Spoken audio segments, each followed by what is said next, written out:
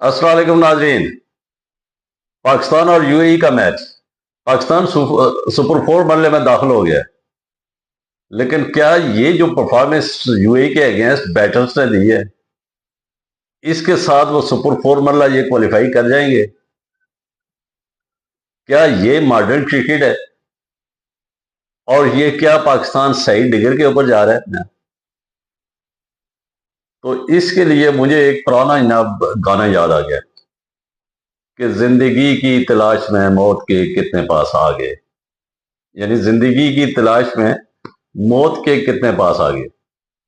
इसका मकसद क्या है?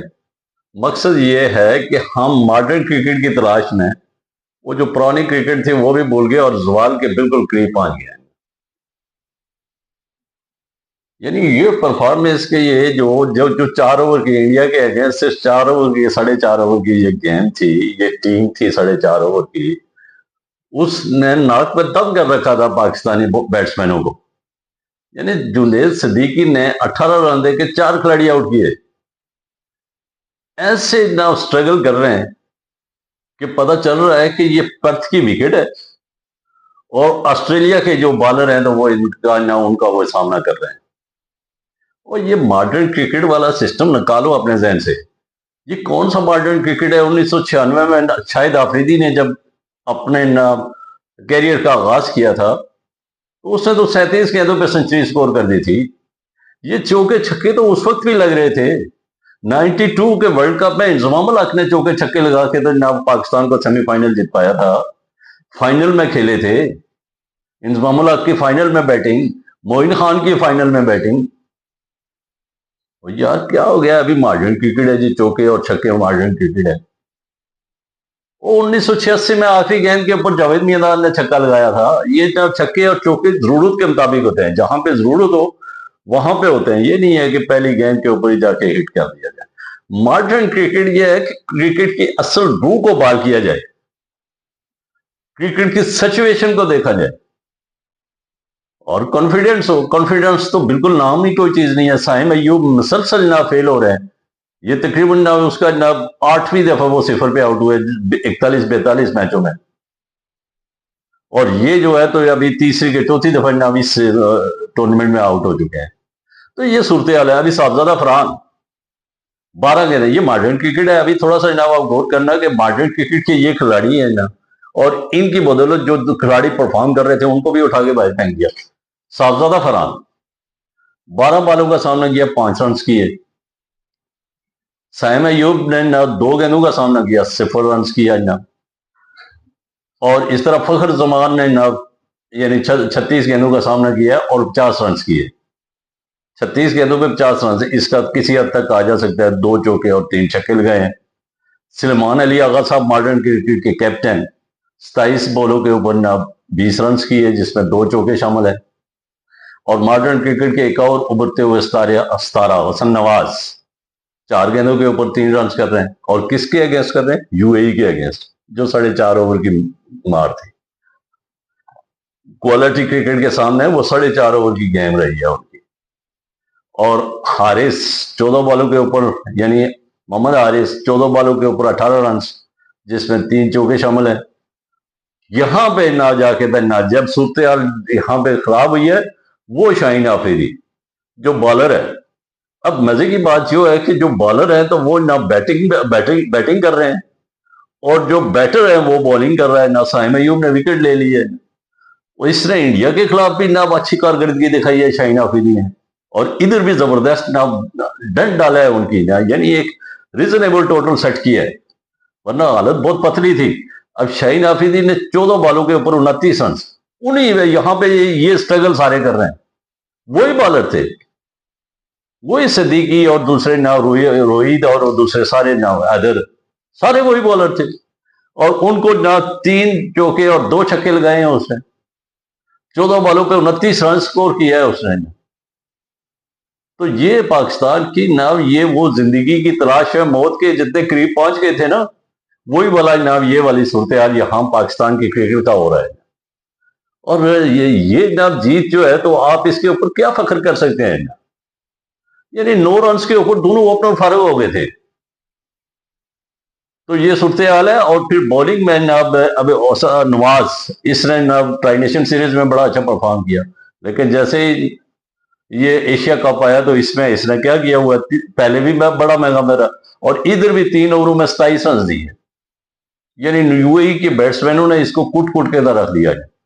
البتہ شاہین آفریدی نے ادھر بولنگ اچھی کی ہے، اس نے 3 اووروں میں 16 رنز دے کے 2 کھلاڑیوں کو آؤٹ کیا. اس طرح ابرار نے، یہ ٹرننگ پوائنٹ ہے، ابرار نے بڑی قیمتی وکٹیں لی ہیں. ابرار نے اس نے 4 اوور میں 13 رن دے کے 2 کھلاڑیوں کو آؤٹ کیا. سائم ایوب نے 4 اوور میں 18 رن دے کے 1 کھلاڑی کو آؤٹ کیا. اس نے بھی اچھی جو بولنگ کرائی ہے. اور آغا نے 1 اوور میں 9 رن دے کے 1 کھلاڑی کو، وہ بھی کروشل ٹائم تھا جہاں پہ وکٹ لینی ضروری تھی، اس نے بھی وکٹ لی ہے. حارث روف نے 2.5 اوور میں 19 رن دیے، 2 کھلاڑی آؤٹ کیے.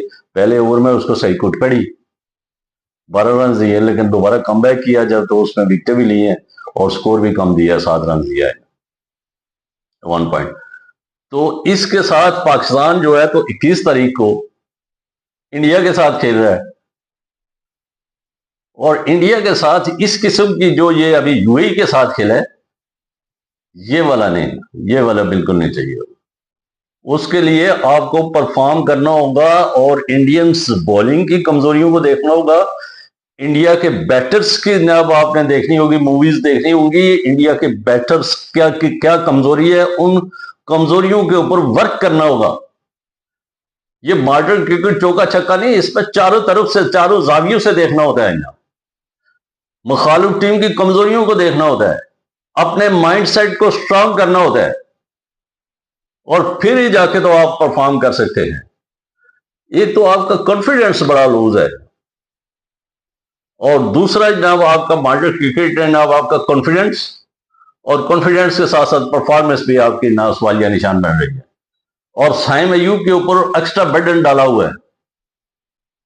اور خوش دل شاہ جناب وہ اس نے تو بیچارے نے کیا کرنا تھا، باقی کا ہر کھلاڑی جناب کو اثر نہ ہو. وہ تو پہلی دفعہ آیا، آج پہلا میچ تھا اس کا کافی عرصے کے بعد، تو اس کے اوپر تو کوئی ایسی خاص توقع بھی نہیں تھی، اور اس کو بولنگ بھی نہیں دی گئی. پھر اس کو کس لیے رکھا گیا ہے؟ یعنی اس کو بولنگ کا آزماتے تو صحیح کہ 1 آدھ اوور اس کو دے دیتے کہ بھائی یہ کوئی پرفارم کر رہا ہے، آ گیا انڈیا کے اگینسٹ کھیل سکتے ہے. نہیں تو پھر وہ فہیم مشروف ہی ٹھیک ہے نا. یعنی ایک اور ڈسٹربنس پیدا ہو رہی ہے. اس سے پتہ چل رہا ہے کہ آپ نے ابھی تک ورکنگ اس طرح کمپلیٹ کی ہی نہیں ہے. ٹرائی نیشن سیریز کی ہے، سارا کچھ کیا ہے، لیکن ابھی تک آپ کی ورکنگ کمپلیٹ نہیں ہوئی ہے. تو انڈیا کے ساتھ جو 21 تاریخ کو اس کے اوپر ورکنگ کریں، فوکس کریں. خالی ٹریننگ کے ساتھ ساتھ دوسری جو چیزیں ہوتی ہیں، جو اپوزیشن کی نیگیٹو چیزیں ہوتی ہیں، جو کمزوریاں ہوتی ہیں، ان کو کیچ کرنا ہوتا ہے، اور پھر ان کو نہ وہاں پہ جا کے ان سے فائدہ اٹھانا ہوتا ہے. تو صورتحال جو ہے تو اس وقت یو اے ای کے اگینسٹ میچ کو دیکھ کے تو جناب صورتحال تھوڑی سی خراب لگ رہی ہے.